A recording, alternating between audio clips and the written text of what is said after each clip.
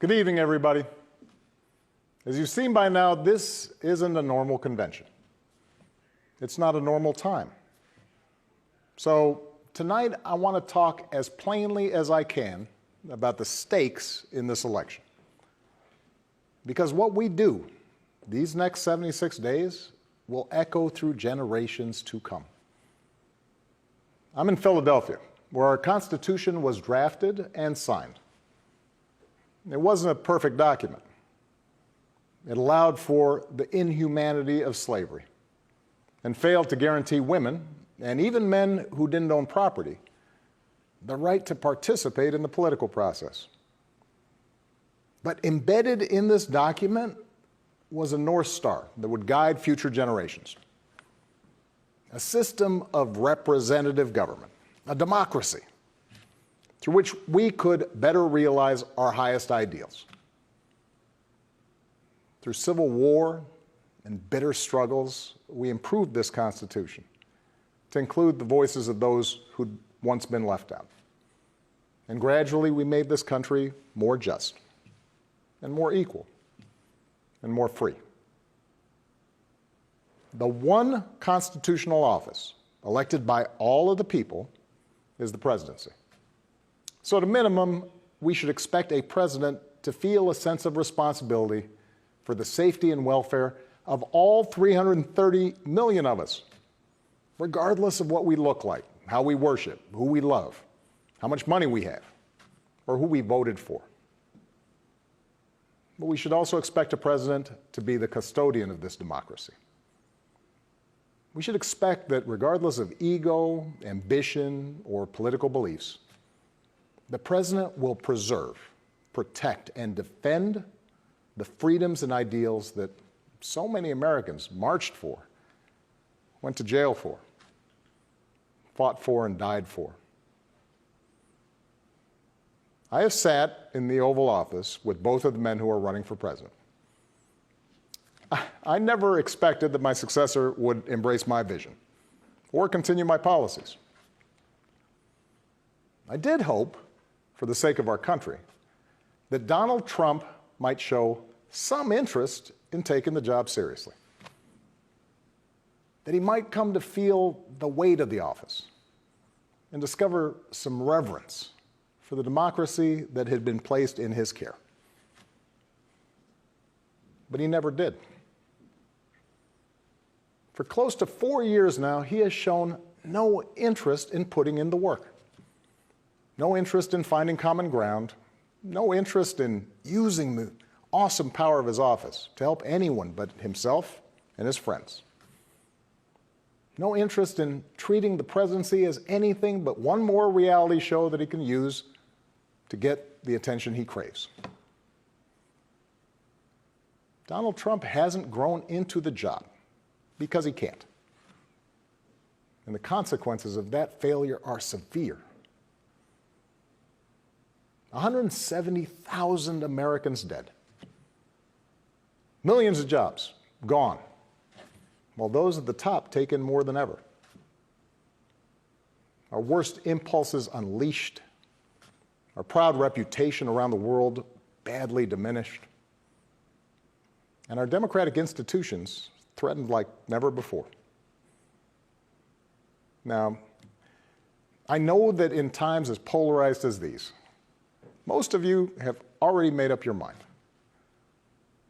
But maybe you're still not sure which candidate you'll vote for, or whether you'll vote at all. Maybe you're tired of the direction we're headed, but you can't see a better path yet, or you just don't know enough about the person who wants to lead us there. So let me tell you about my friend, Joe Biden. 12 years ago, when I began my search for a vice president, I didn't know I'd end up finding a brother. Joe and I come from different places, different generations, but what I quickly came to admire about Joe Biden is his resilience, born of too much struggle, his empathy, born of too much grief.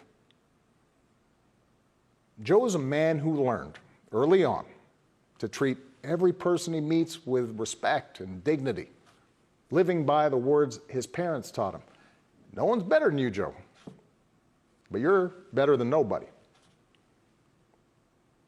That empathy, that decency, the belief that everybody counts, that's who Joe is.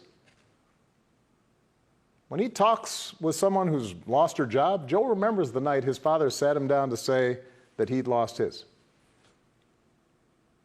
When Joe listens to a parent who's trying to hold it all together right now, he does it as a single dad who took the train back to Wilmington each and every night so he could tuck his kids into bed. When he meets with military families who've lost their hero, he does it as a kindred spirit, the parent of an American soldier, somebody whose faith has endured the hardest loss there is. For 8 years, Joe was the last one in the room whenever I faced a big decision. He made me a better president, and he's got the character and the experience to make us a better country. And in my friend Kamala Harris, he's chosen an ideal partner who is more than prepared for the job. Someone who knows what it's like to overcome barriers and who's made a career fighting to help others live out their own American dream. Along with the experience needed to get things done, Joe and Kamala have concrete policies that will turn their vision of a better, fairer, stronger country into reality. They will get this pandemic under control, like Joe did when he helped me manage H1N1 and prevent an Ebola outbreak from reaching our shores. They'll expand health care to more Americans, like Joe and I did 10 years ago, when he helped craft the Affordable Care Act and nail down the votes to make it the law. They'll rescue the economy, like Joe helped me do after the Great Recession. I asked him to manage the Recovery Act, which jump-started the longest stretch of job growth in history. And he sees this moment now not as a chance to get back to where we were, but to make long overdue changes so that our economy actually makes life a little easier for everybody. Whether it's the waitress trying to raise a kid on her own, or the shift worker always on the edge of getting laid off, or the student figuring out how to pay for next semester's classes. Joe and Kamala will restore our standing in the world. And as we've learned from this pandemic, that matters. Joe knows the world, and the world knows him. He knows that our true strength comes from setting an example that the world wants to follow. A nation that stands with democracy, not dictators. A nation that can inspire and mobilize others to overcome threats like climate change and terrorism, poverty and disease. But more than anything, what I know about Joe, what I know about Kamala, is that they actually care about every American, and that they care deeply about this democracy. They believe that in a democracy, the right to vote is sacred, and we should be making it easier for people to cast their ballots, not harder. They believe that no one, including the president, is above the law, and that no public official, including the president, should use their office to enrich themselves or their supporters.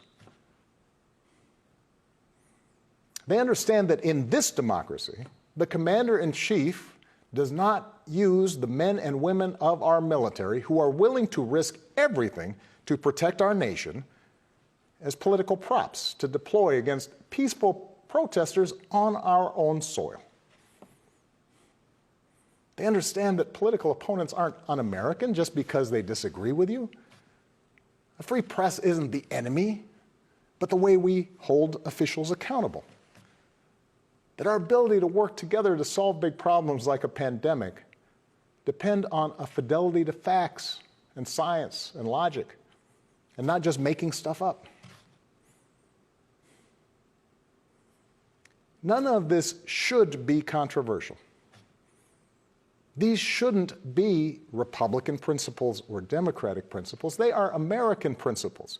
But at this moment, this president and those who enable him have shown they don't believe in these things. Tonight, I'm asking you to believe in Joe and Kamala's ability to lead this country out of these dark times and build it back better.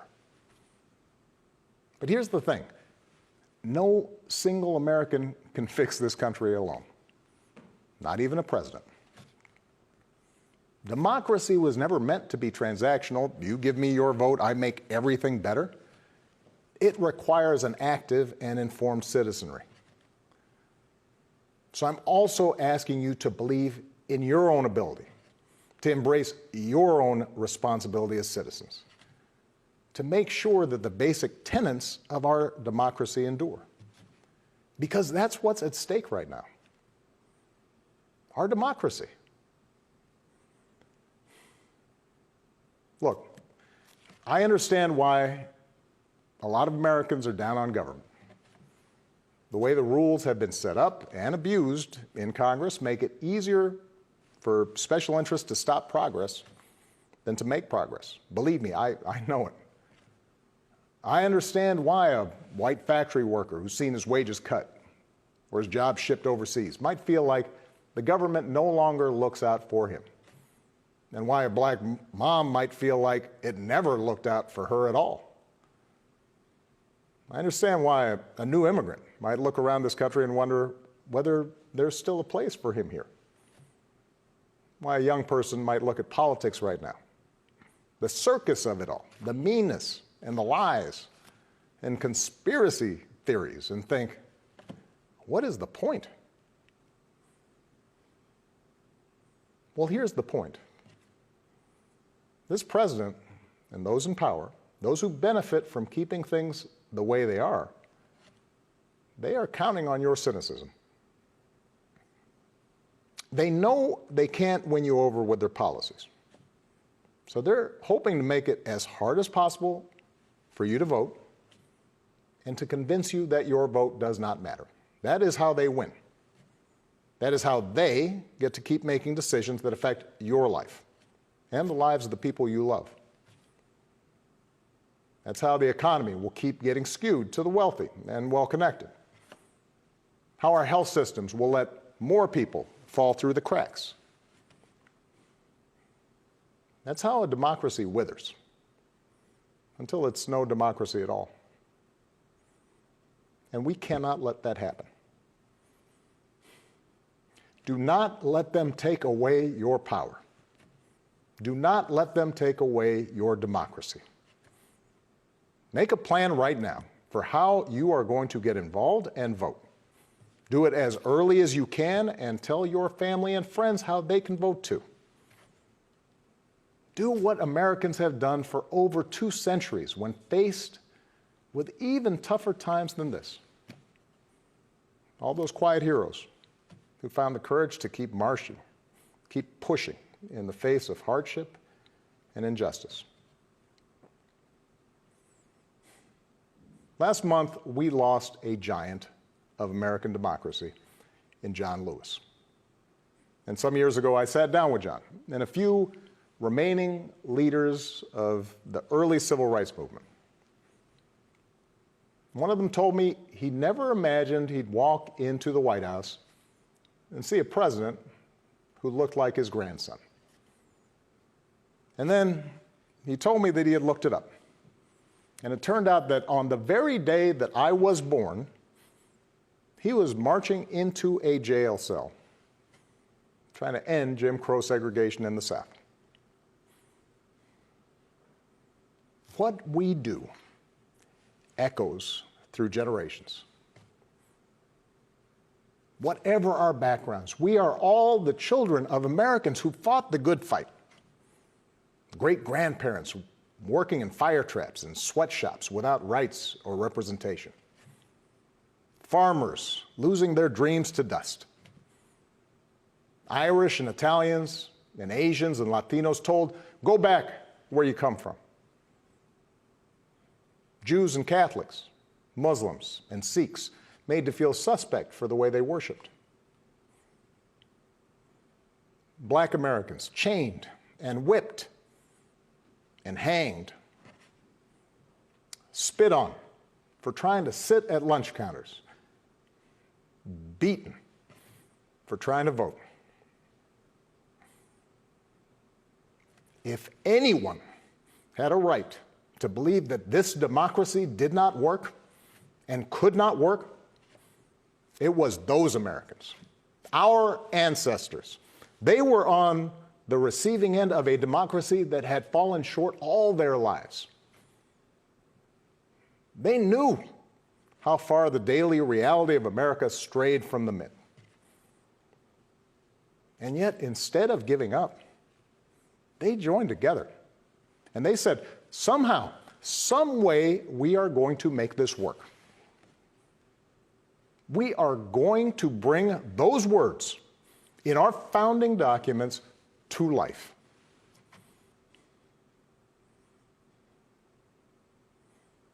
I have seen that same spirit rising these past few years.